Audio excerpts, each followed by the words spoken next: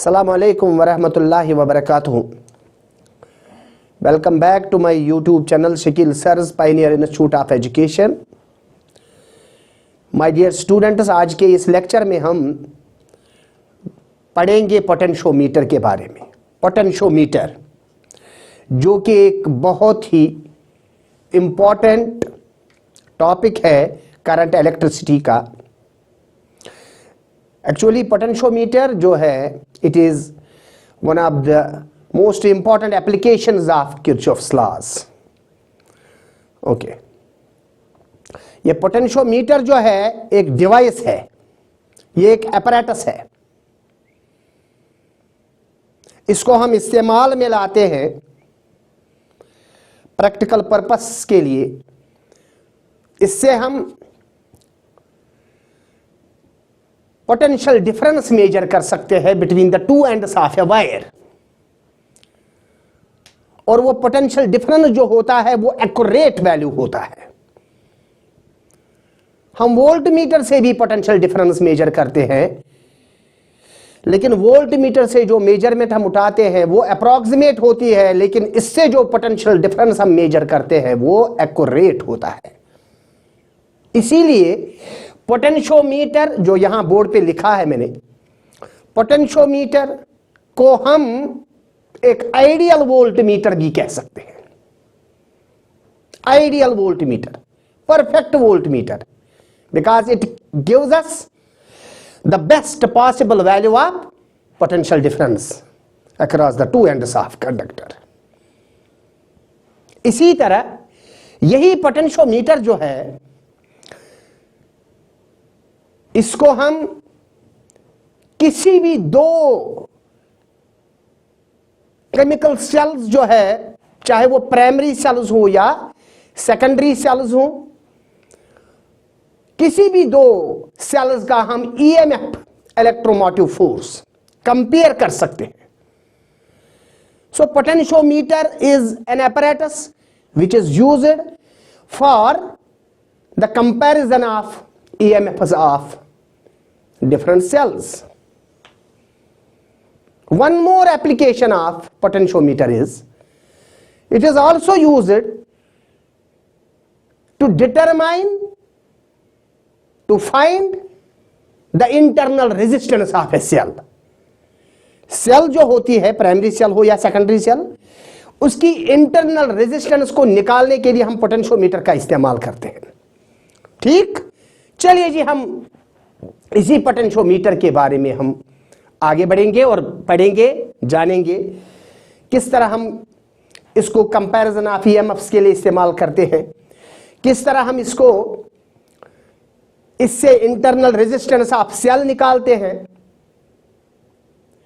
और उससे पहले हम पोटेंशियोमीटर का प्रिंसिपल जानेंगे, क्योंकि हर कोई चीज किसी प्रिंसिपल की बुनियाद पे होता है। हर एक चीज के लिए कोई ना कोई प्रिंसिपल जरूर होता है, कोई ना कोई उसूल जरूर होता है। तो पोटेंशियोमीटर का प्रिंसिपल जो है वो ये है, आप नजर रखिए और ध्यान रखिए। Principal of potentiometer,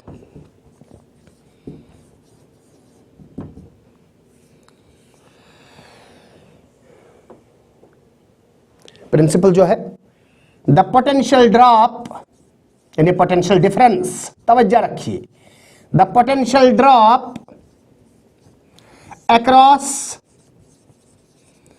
any portion of wire of a wire.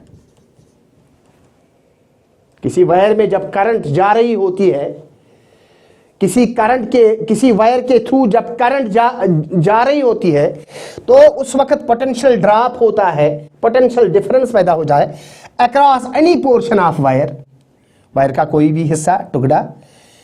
The potential drop यानी potential difference across any portion of wire is directly proportional, तवज्जो रखिए, is directly proportional to the length of that portion, length of that portion.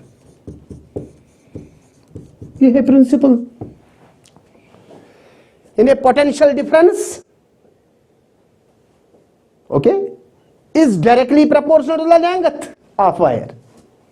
जितनी wire की length बढ़ाएंगे उतना potential difference बढ़ जाएगा। और रिलेशन क्या होगी? That potential difference is directly proportional to length, यानी V और L के दरमियान जब ग्राफ प्लॉट किया जाएगा वो स्ट्रेट ग्राफ होगा, वो स्ट्रेट लाइन होगा। लेकिन उसके लिए एक कंडीशन है, प्रोवाइडेड, कंडीशन जरूर है। कंडीशन क्या है? करंट, एक तो है करंट अलोंग द वायर, यानी करंट जो जा रही होती है अलोंग द वायर, शाबाश, रिमेन्स कांस्टेंट। पहली बात, शाबाश। दूसरी, nature of conductor and area of cross section of conductor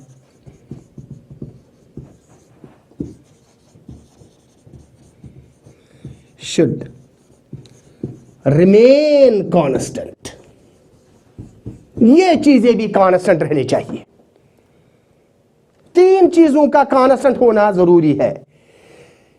एक तो है करंट,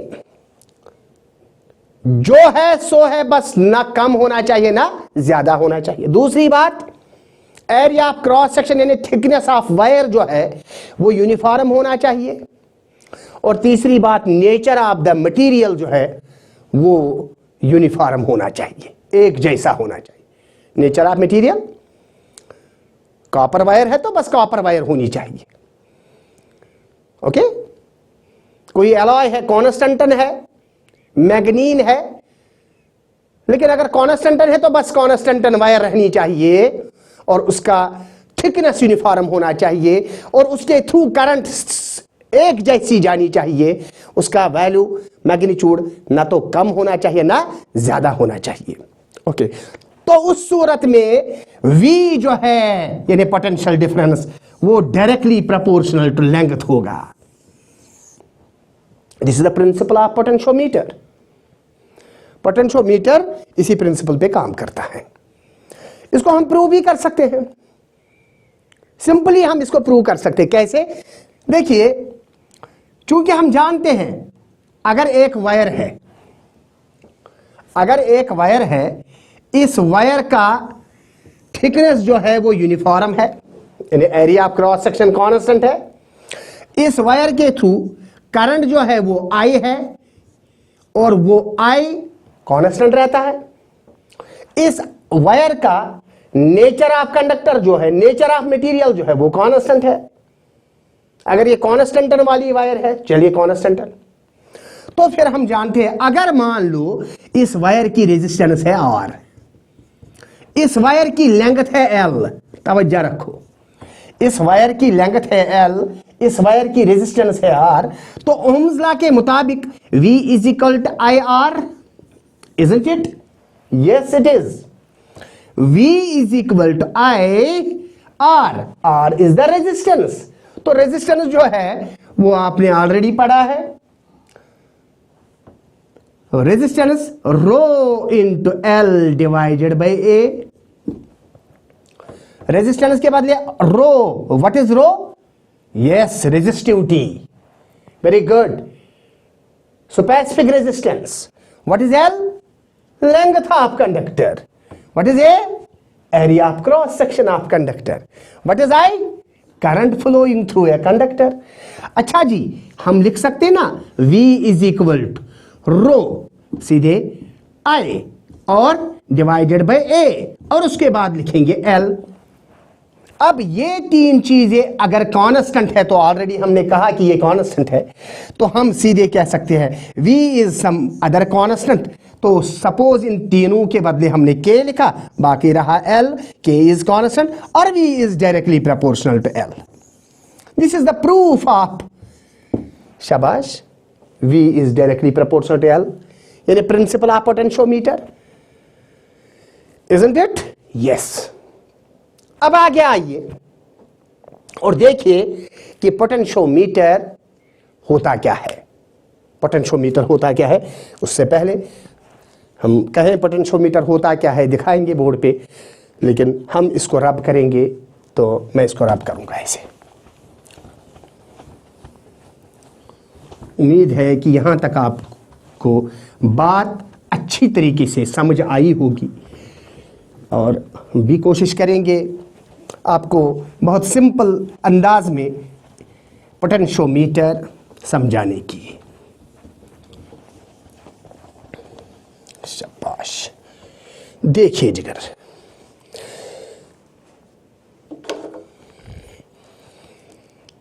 देखो पोटेंशियोमीटर होता क्या है। पोटेंशियोमीटर एक वुडन बोर्ड होता है। जिस तरह हमने पढ़ा है व्हीटस्टोन ब्रिज, और उसकी प्रैक्टिकल फॉर्म हमने आपको पढ़ाई है मीटर ब्रिज। और वो मीटर ब्रिज, जिस तरह हमने आपको बताया कि मीटर ब्रिज एक शाबाश वुडन बोर्ड होता है, वुडन बोर्ड होता है, और उस पे एक वायर लगी होती है जिसकी लेंथ 1 मीटर। ठीक उसी तरह से ये पोटेंशियोमीटर भी एक वुडन बोर्ड ही होता है। नजर रखें ऐसे ऐसे।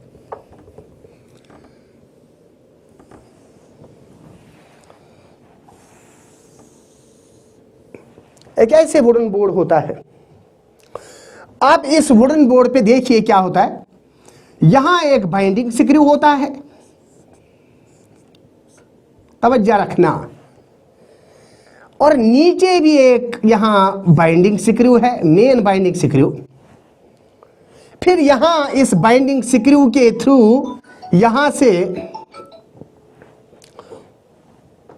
इस बाइंडिंग स्क्रू के जरिए यहां से एक वायर इस पे लगी होती है ऐसे, और ये वायर जो है ये कॉन्स्टेंटन की होती है, कॉन्स्टेंटन मटेरियल।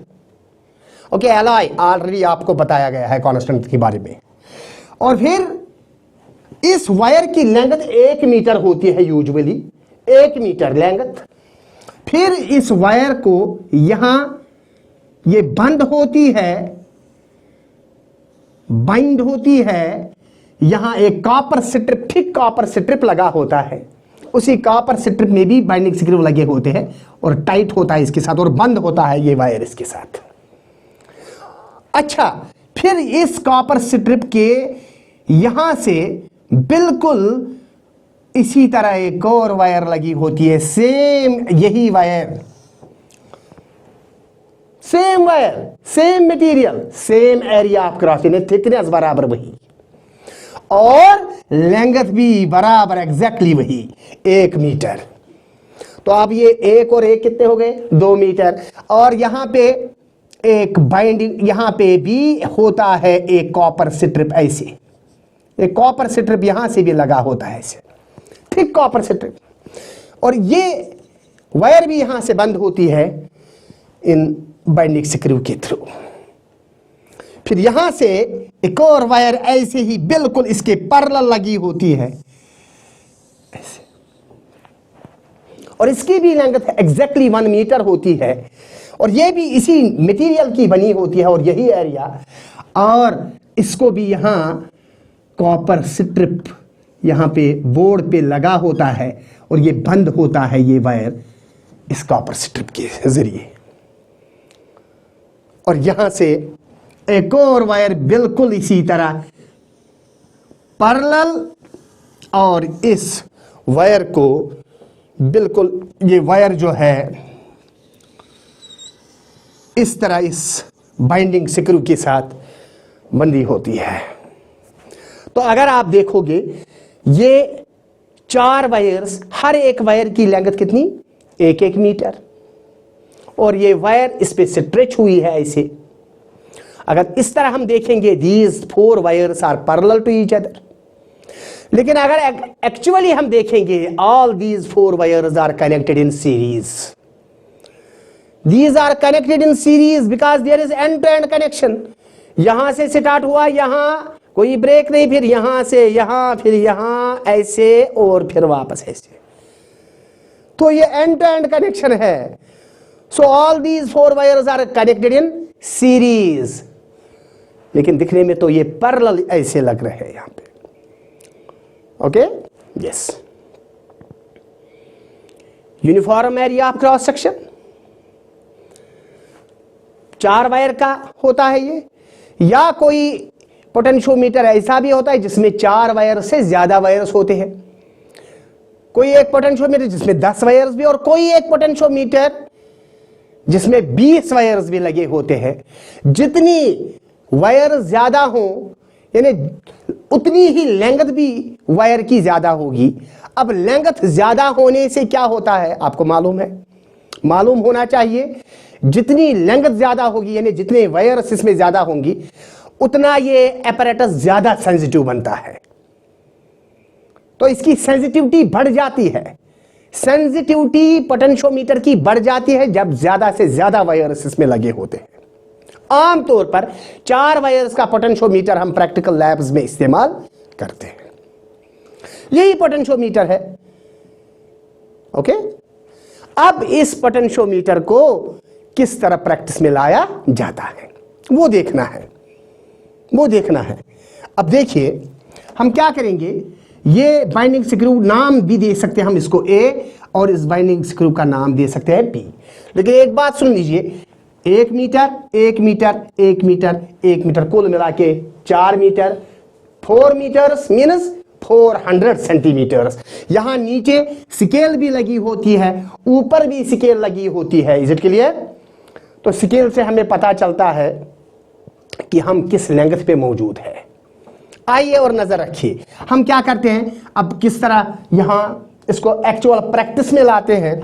यहां से हम इस बाइंडिंग स्क्रू के थ्रू एक कॉपर वायर कनेक्ट करते हैं, कनेक्टिंग वायर ऐसे, ठीक, कॉपर वायर कनेक्टिंग वायर जो होते हैं। और यहां से हम बैटरी का इस्तेमाल करते हैं जिसे हम ड्राइविंग सेल भी कहते हैं।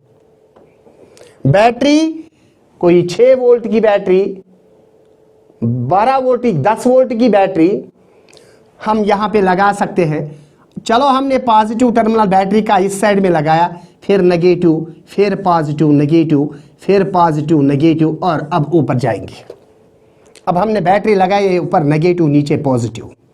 अब बाइंडिंग स्क्रू ए तो पॉजिटिव बैटरी के साथ डायरेक्टली कनेक्टेड है, और ये दूसरा नेगेटिव एंड जो है यहां से हम एमीटर लगाएंगे, एक एमीटर यहां पे इस्तेमाल करेंगे। लेकिन पोलैरिटी का ख्याल रखना जरूरी है। अगर एमीटर मैंने यहां पे लगाया, क्योंकि यहां नेगेटिव है तो नेगेटिव नेगेटिव के साथ एमीटर का, और पॉजिटिव ऊपर, फिर थोड़ा ऊपर जाएंगे कनेक्टिंग वायर इस्तेमाल करके। और यहां पे हम रिहोस्टेट का इस्तेमाल करेंगे। क्या करेंगे?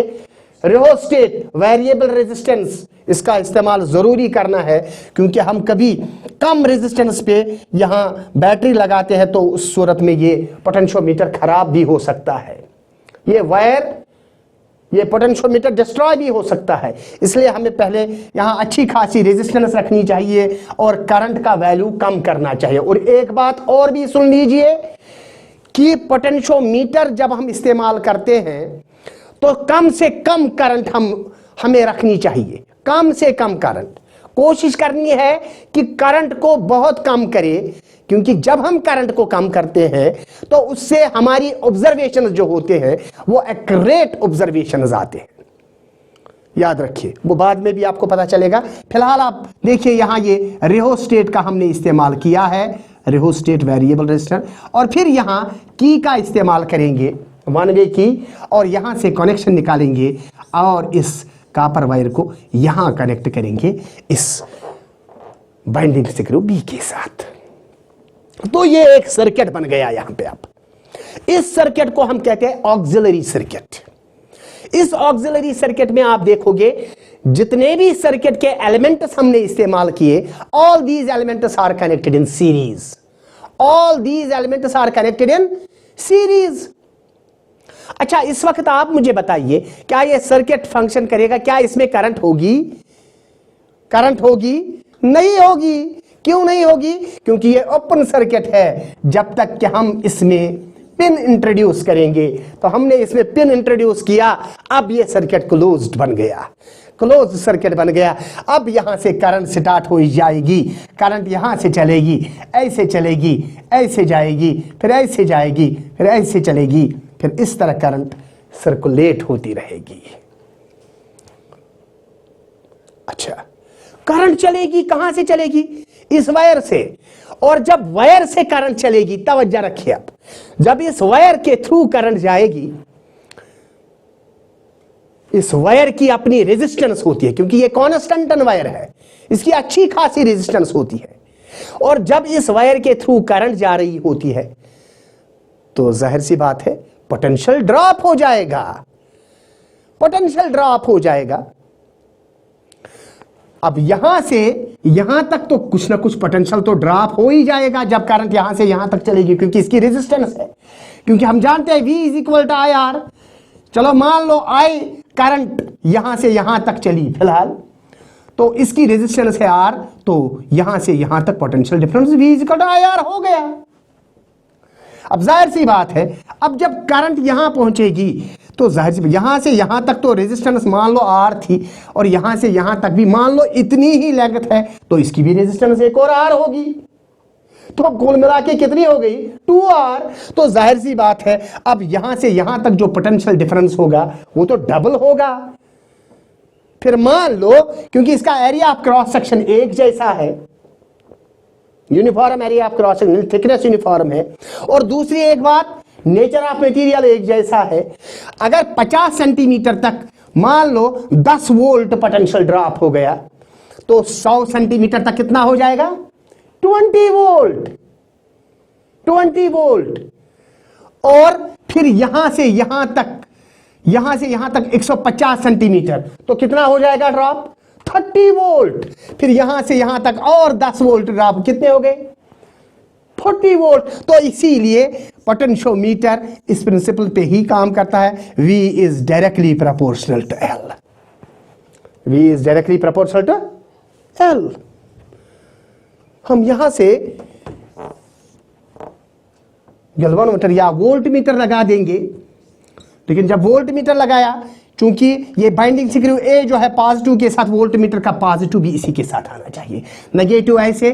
फिर जॉकी यहां पे लगाएंगे, जॉकी जो ऑलरेडी आपने समझा है जब हम व्हीटस्टोन ब्रिज पढ़ रहे थे, तो जॉकी हमने यहां पे लगाया। अब जॉकी जहां हम टच करेंगे ये सर्किट ऐसे क्लोज यानी बन जाएगा, कनेक्ट हो जाएगा, और ये वोल्ट मीटर यहां पे डिफ्लेक्शन दिखाएगा, और ये हमें मेजरमेंट देगा यहां पे पोटेंशियल डिफरेंस का कि कितना पोटेंशियल ड्रॉप हुआ है। Is it clear? Is it clear?